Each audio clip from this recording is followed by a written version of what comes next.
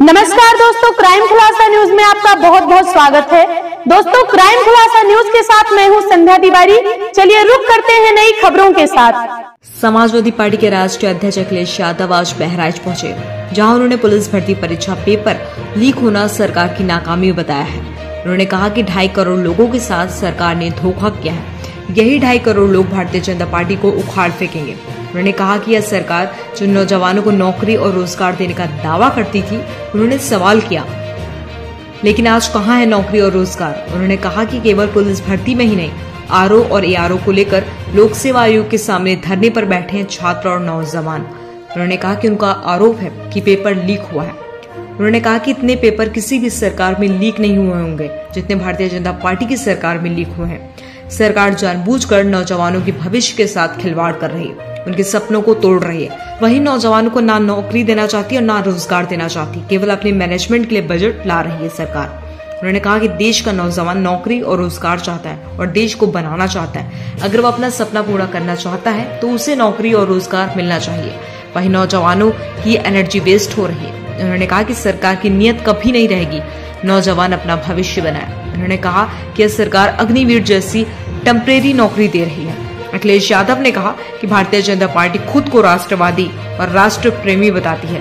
वह राष्ट्र प्रेमी कैसे, जो नौजवानों पर, किसानों पर लाठी चलवा रहे हैं, किसानों पर आंसू गैस के गोले छोड़े जा रहे हैं। कई किसानों सहित कईयों की जानें जा चुकी हैं। उससे पहले अब जब काले कानून के विरुद्ध आंदोलन में सैकड़ों किसानों को अपनी जान गंवानी पड़ी थी, अब फिर जान जा रही है। इन्हें परवाह नहीं है, इन्हें परवाह सिर्फ अपने वोट की है। वोट के लिए भारतीय जनता पार्टी किसी भी तरह का झूठ बोल सकती है। राम मंदिर जाने के सवाल पर उन्होंने कहा कि जब भगवान प्रभु राम बुलाएंगे तब जाएंगे। उन्होंने कहा कि हम इतने बड़े भक्त हैं कि वह अपने यहाँ मंदिर बनवा रहे हैं। उन्होंने कहा कि भगवान शालिग्राम को वह नेपाल से लेकर आए हैं।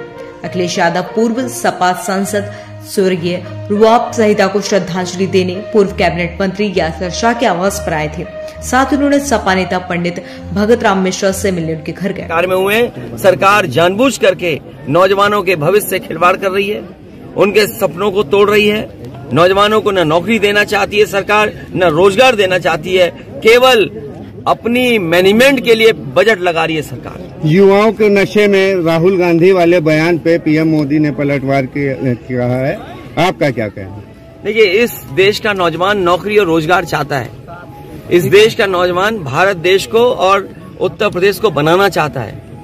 अगर वो सपने पूरा करना चाहता है तो उसको नौकरी और रोजगार मिले समय पर, वरना उनकी जो क्षमता है, जो उनकी एनर्जी है, वो वेस्ट हो रही है।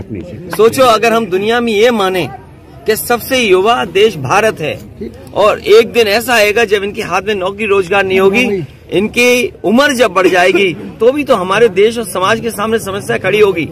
इस सरकार की नीयत कभी नहीं रही कि नौजवान अपना भविष्य बनाए। क्या अग्निवीर जैसी टेम्परेरी नौकरी ये सरकार दे रही?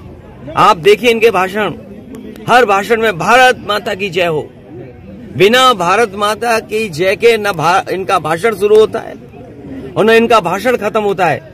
और ऐसे लोगों ने अग्निवीर जैसी टेम्परेरी नौकरी दी। क्या टेम्परेरी नौकरी से हमारे नौजवानों को जो वर्दी पहनने का सपना है वो पूरा हो रहा है? जो टेम्परेरी नौकरी देते हों, नौजवानों के भविष्य से खिलवाड़ करते हों, और किसान धरने पर बैठा है। ये कहते हैं राष्ट्रवादी हैं, हम राष्ट्र प्रेमी लोग हैं।